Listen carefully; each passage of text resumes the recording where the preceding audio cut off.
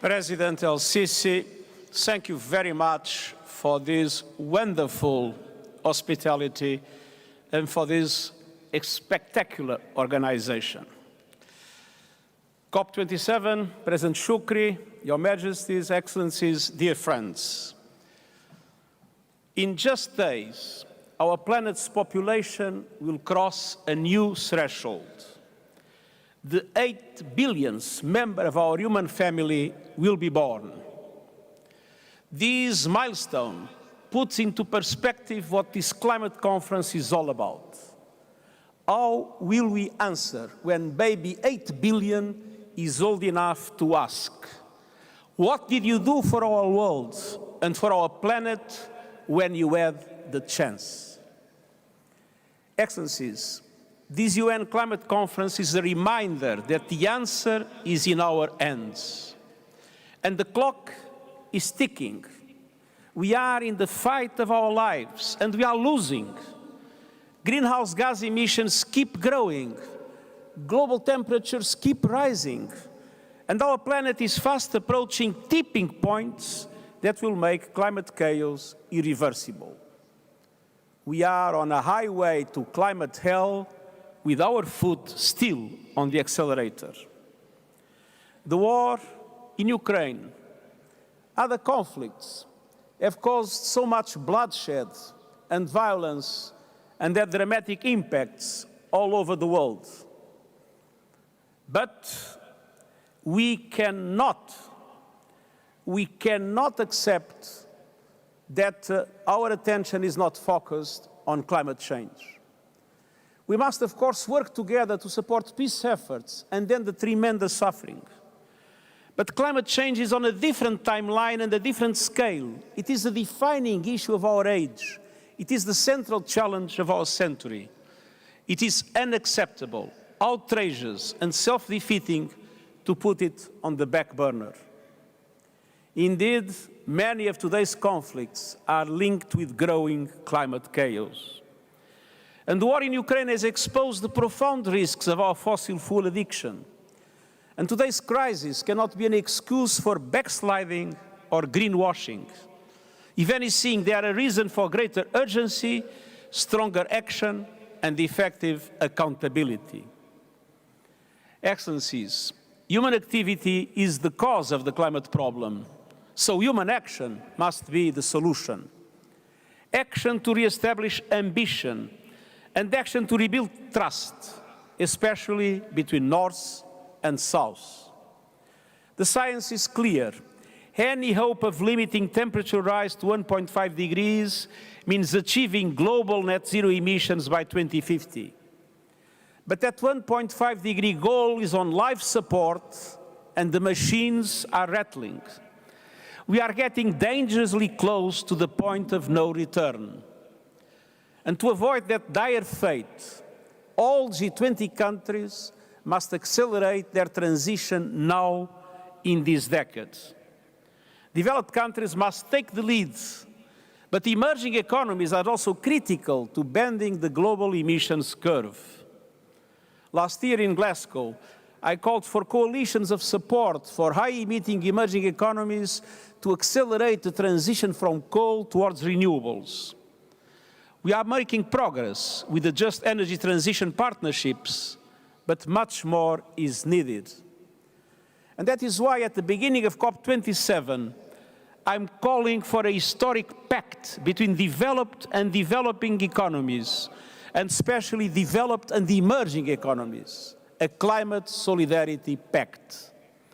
A pact in which all countries make an extra effort to reduce emissions this decade in line with 1.5 degree goal. A pact in which wealthier countries and international financial institutions provide financial and technical assistance to help emerging economies speed their own renewable energy transition. A pact to independence on fossil fuels and the building of new coal plants, phasing out coal in OECD countries by 2030 and everywhere else by 2040. A pact that will provide universal, affordable, sustainable energy for all. A pact in which developed and emerging economies unite around a common strategy and combine capacities and resources for the benefit of humankind. The two largest economies, the United States and China, have a particular responsibility to join efforts to make this pact a reality. And this is our only hope of meeting our climate goals. Humanity has a choice: cooperate or perish. It is either a climate solidarity pact or a collective suicide pact. Excellences, nous avons aussi désespérément besoin du We also need progress in adaptation in order to reinforce our resilience to climate change now and in the future. Today, around 3.5 billion people are living in highly vulnerable countries, vulnerable to climate change. In Glasgow, in developed countries promised to double their contributions between now and 2025. We need a roadmap for implementation also. We need to recognize that this is a first stage. Adaptation resources must exceed 300 million per year by 2030. Half of the climate change funding must be focused on adaptation. International financial institutions and global development banks need to change their economic models, and they need to do their share to boost adaptation models. They must serve as tools to lever more financial resources to serve efforts to fight climate change. Countries and communities must have access to that funding, which must be funneled to key initiatives such as through the Adaptation Pipeline Accelerator. We must acknowledge a harsh truth. There is no adapting to a growing number of catastrophic events causing enormous suffering around the world. The deadly impacts of climate change are here and now. Loss and damage can no longer be swept under the rug. It is a moral imperative. It is a fundamental question of international solidarity and climate justice. Those who contributed least to the climate crisis are reaping the whirlwind sown by others. And many are blindsided by impacts for which they had no warning or means of preparation. This is why I am calling for a universal early warning system coverage within 5 years. And it is why I am asking that all governments tax the windfall profits of fossil fuel companies. Let's redirect that money to people struggling with rising food and energy prices and to countries suffering loss and damage caused by the climate crisis. On addressing loss and damage, this COP must agree on a clear, time-bound roadmap reflective of the scale and urgency of the challenge. And this roadmap must deliver effective institutional arrangements for financing. Getting concrete results on loss and damage is a litmus test of the commitment of the governments to the success of COP27.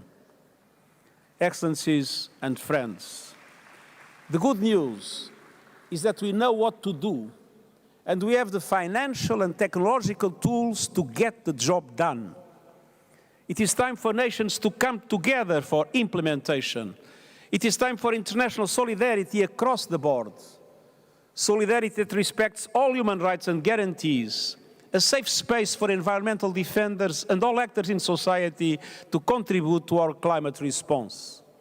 Let's not forget that the war on nature is itself a massive violation of human rights. We need all hands on deck for faster, bolder climate action.